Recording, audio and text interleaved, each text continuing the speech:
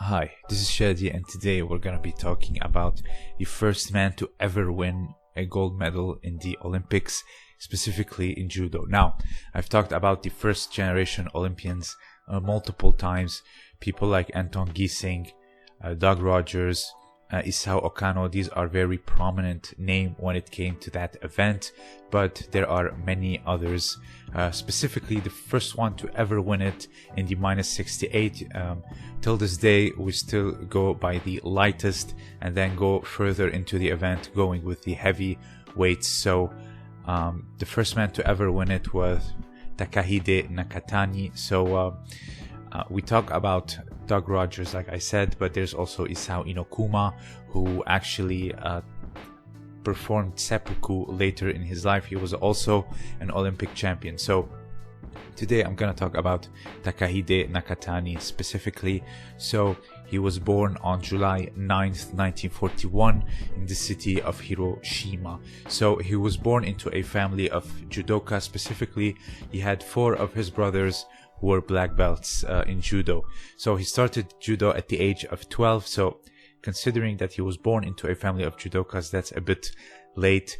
And later he quickly became very well known in his school and in competition because having such balance and graceful movements, and particularly his tokuwaza was kosoto gari. You don't have to be a big champion or you don't have to have a big throw in order to be a big champion. Deashi harai and kosoto gari are just perfect examples. So he wanted to go to Meiji University, but he was not chosen to be a part of the judo team of the university because of a highly competitive and packed lineup of judokas back then in Meiji University. But nonetheless, he was chosen to participate in the 1964 Olympics just a few days before the competition. Now, in today's world, that would just be impossible. Back then, it was far easier. So I'm sure something happened. Someone couldn't qualify or someone got injured. That Takehide was randomly chosen just a few days prior in such a stacked lineup. So he went on to the Olympics and won all his matches by ippon, and he captured the first ever gold medal in judo in the Olympic history.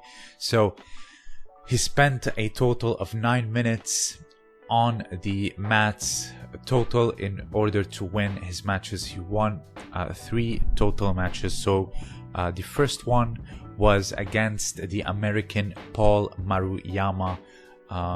Funny name. He won actually in just 24 seconds via Deashi Harai, and then later on went into the semifinals against Oleg Stepanov from the USSR and won by 2 wazaris in 4 minutes and 25 seconds.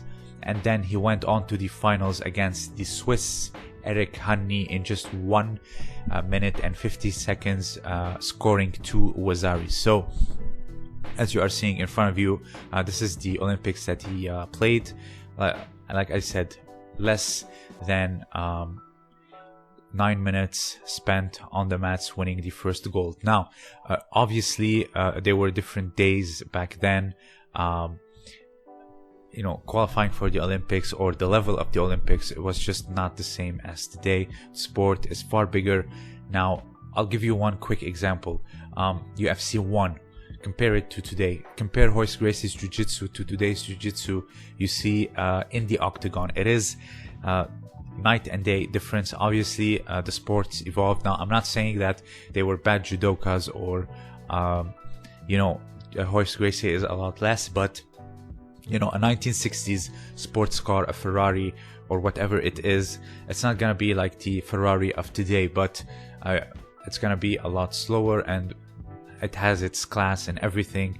So in a sense, let's not say that they were better or worse, because if it wasn't for them, we wouldn't have the UFC or the Olympics of today. So essentially, you are standing on the shoulders of giants. So that's one thing that I would like to argue. If you go watch my Anton Gissing video or Isao Okano or Inokuma and watch them play the Olympics in 1964, you would see that the kumikata, the aggression, the movement on the mats was far different back then. Yes, it is calculated. It is pretty much genius. A lot of us will never reach this form of mastery, but nonetheless, the game was less explosive. As you see here in front of you, the kumikata is far different. But nonetheless, the ippons were still as classy as ever. So the game evolves, whether it is the direction we like it or not, like as you know, less newaza or no leg locks, or more throwing rather than less newaza, so on and so forth. So the game still evolves. 9 minutes, less than 9 minutes to win a gold medal is insane if you think about it. He qualified just a few days earlier. That would just never happen today.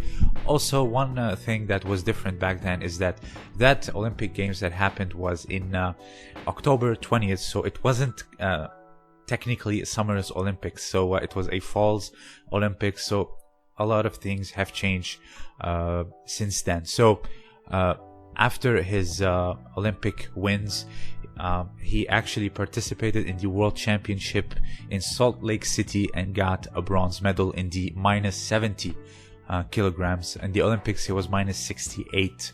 So he worked at a division of Mitsubishi for 5 years after graduating from college. And then he went on to be a head coach in West Germany. Back then, Germany was divided, of course. For the national judo team. He spent there 3 years before the 1972 Olympics that was held in Munich, Germany. So he also coached Olympic medalists such as Paul Bart and Klaus Glan, and then he returned to Hiroshima after finishing his coaching career in Europe, and he continued to work in his family business of jewelry, and also an advisor to the All Japan Judo Federation, and also the Hiroshima Judo Federation. So he received a blue ribbon medal of honor from the Japanese government in 2003, and he is currently at the age of 79, so he's still pretty much alive. So we still have a living legend technically, but when it comes to being competitive, his list of participations is very low. He has, I think, All Japan win once, the bronze medal from the Salt Lake City in 1967, and of course the Olympic Games of 1964. So this is basically it. A man was a businessman and also a coach and also a champion. So he had a very fulfilling and rich life of accomplishment. So if you have anything else to add, please share it down below. Also consider supporting me on Patreon. The link will be in the description. This was Shadi, and thank you for listening.